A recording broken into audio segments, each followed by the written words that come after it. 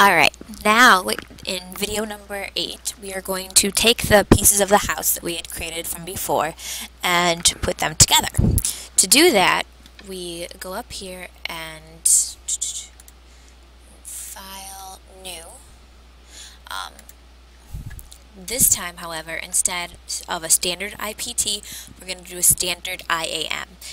An IAM is an assembly file. This is where you take IPTs and you join them together. So I'm going to click on that and hit create.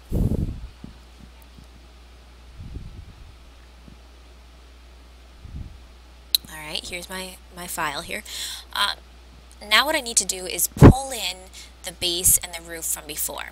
So I'm going to go up here where it says place, and you can see that it says, there's some options here. I'm going to click on place, and I'm going to go through my documents, and I know that I saved it in the PLTW folder, and I have a ton of stuff in here, but you guys will have nothing, maybe, maybe a few things. And I'm going to click on house base. I always want to do like my main part first. I'm going to click on the base and hit open, and it automatically pulls it in. Now I could click on make a couple houses here if I wanted, but I don't. So I'm going to right click and hit, cancel. I'm done with it. I can actually even do an undo, and get rid of those extra houses. So here is my house. Now I need to bring in my roof. So I'm going to go down here and hit place, and I'm going to find the house roof. There it is.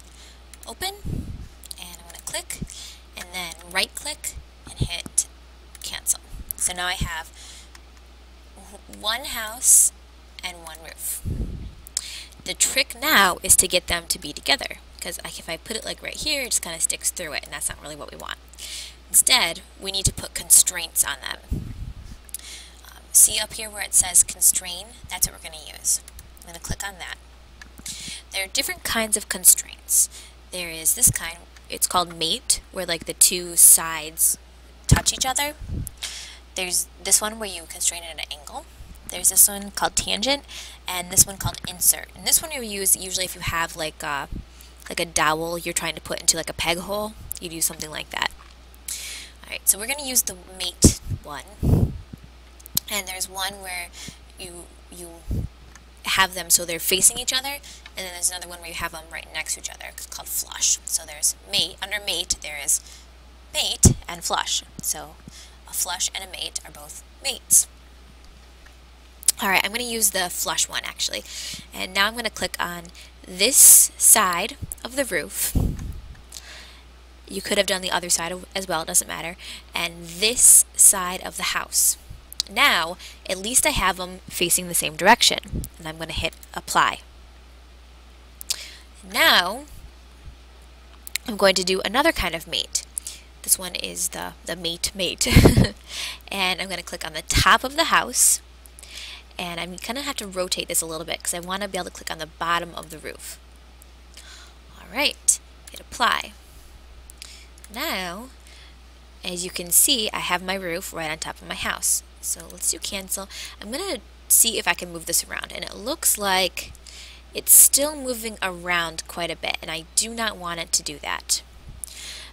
So we need to figure out a way to keep that from moving around. Okay. One way is to somehow mate this side with that side, or we could keep things on a tangent. This is kind of a tricky one to figure out, so I'm actually going to flip this around. Oops. See where the chimney is? I'm going to see if I can do something with this. This is kind of a puzzle I'm actually figuring out right now as I'm talking to you, so it's good to be able to hear this. On this roof, I made it so that it would hang off the side a little bit, and that's cool because it makes it look realistic, but it also makes it difficult to constrain. Usually to constrain something like this, you'd want to have you'd actually have three constraints on it. Right now we just have two really. We have a flush and a mate. I'd like to put another mate on there. I'd like to mate this to this. Okay, keep them flush. Alright, so to do this, I think what we're going to need to do is, and I'm attempting here, let's do angles. Now let's try doing another mate, and let's try doing a flush. And I'm going to do this side and this, and see if it'll actually let me do it. Apply. Yeah, that's what I thought. It wouldn't let me do that. So let's try this, and will it let me hit the other side? No, it will not. Alright, so cancel. Let's try another constraint. There's motion, there's transitional, and there's constraint set. Let's try assembly one. This time let's try the tangent. I want this to actually be tangent. Oops. Stop moving around so much.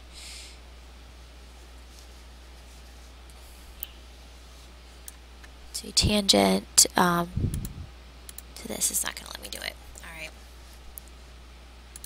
I think this might be one that I need to figure out later. But anyways, you get the point. That is, using those constraints is how you get things to touch and to stick together.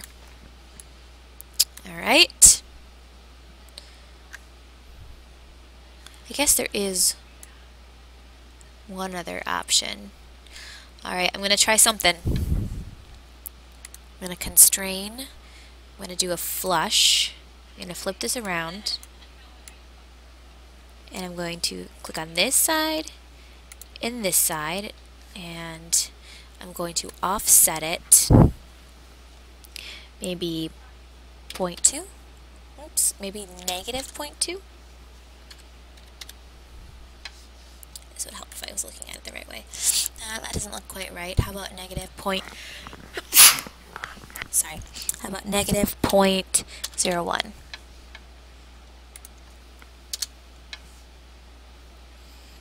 No. That's not working. 0.1? No.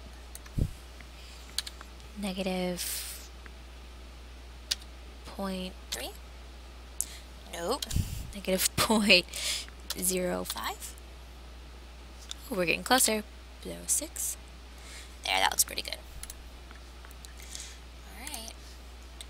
Let's see what we got here. Can it move? Nope. Alright. See, look at that. You get to watch Miss Leach problem solve a little bit. And there you have it. Your house. Make sure that you save it.